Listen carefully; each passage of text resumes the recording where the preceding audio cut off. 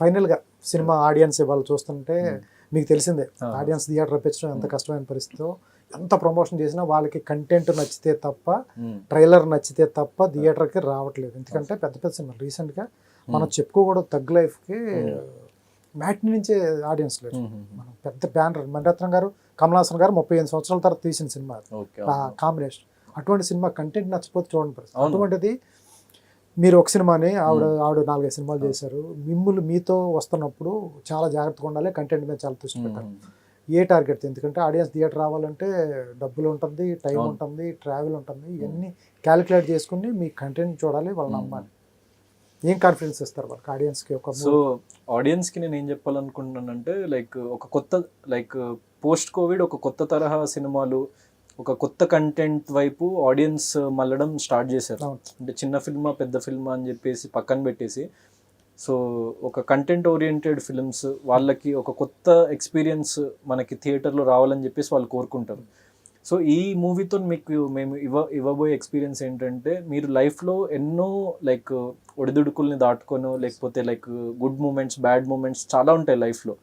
So అలా ఒక మీ నిజ జీవిత లైక్ ఇన్సిడెంట్స్ని, నిజ జీవిత క్యారెక్టర్స్ని వాళ్ళని బేస్ చేసుకొని, ఒక కామన్ మ్యాన్ లైఫ్లో వాడు చూసే అన్ని సిచ్యువేషన్స్ని బేస్ చేసుకొని ఒక 2 అవర్స్లో ఒక 13 ఏళ్ళ లైఫ్ స్పాన్ని మేము చూపిస్తున్నామంటే, ఒక different type of screenplay. Every half an hour of the screenplay అది లైక్ 4-5 years ప్రోగ్రెస్ ముందుకెళ్ళిపోతుంటుంది మూవీ. సో చాలా లైక్ ఇట్లాంటి ఫిల్మ్స్ తెలుగులో చాలా తక్కువ మనం చూసేది.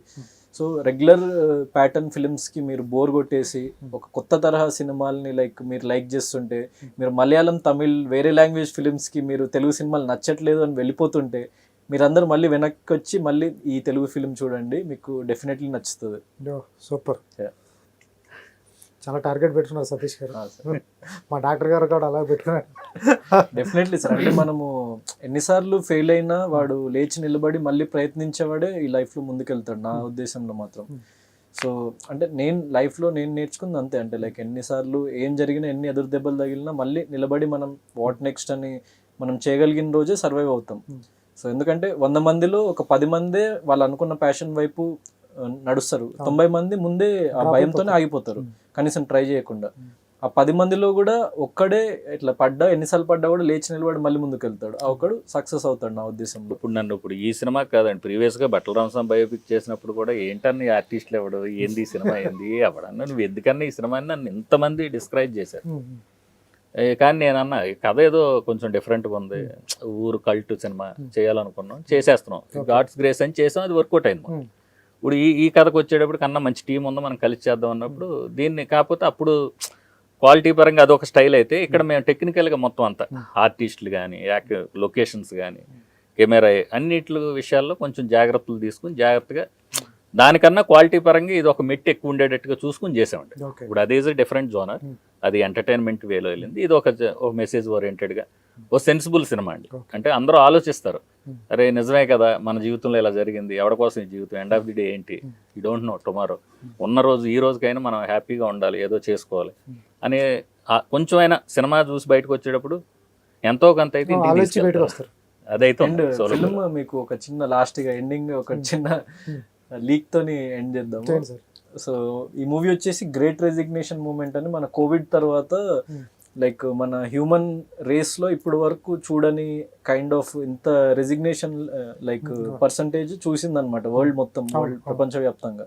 అంటే ఒక్కసారి ప్రపంచం మొత్తం ఆగిపోయి, ఏంటి మనం బ్రతుకుతున్న లైఫ్ కరెక్టేనా, మనం చేస్తున్న పని కరెక్టేనా, మనం మన జీవితాంతం మనం దారబోసి మన జాబ్లకి దానికి చేస్తుంటే అసలు మనకు సాటిస్ఫాక్షన్ ఉందా అన్న ఒక కైండ్ ఆఫ్, అంటే మనం చదువుకున్న చదువు కరెక్టేనా, లేకుంటే మనము మన చుట్టూ ఉన్న పీపుల్ కరెక్టేనా అని ఒక్కసారి రీథింక్ చేసిండ్రు. సో అండర్లయింగ్ సబ్ టెక్స్ట్ దీంట్లో చాలా స్ట్రాంగ్ ఉంటుంది అది. సో అది ఇంటర్వెల్ పాయింట్కి అసలు చాలా మందికి జాబ్స్ మానేసి లైఫ్లో ఏదైనా చేయాలి అని అనిపిస్తుంది అనమాట ఈ సినిమా.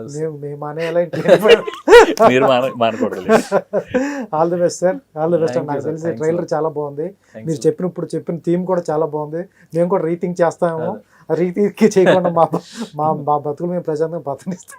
అందరూ టీం వర్క్ అండి, మా టీం అంతా చాలా బాగా ఇచ్చేసి ఆల్మోస్ట్ 1 year ప్లస్ అందరూ టీం, హీరోయిన్స్ కానీ, యాక్టర్స్, టెక్నీషియన్స్ అందరూ. ఇది 24 క్రాఫ్ట్స్ కష్టం అండి, సోలో బాయ్ అంటే ఏదో టైటిల్ సోలో బాయ్గా ఉందని సోలో గాని మీరు తీసుకోకండి.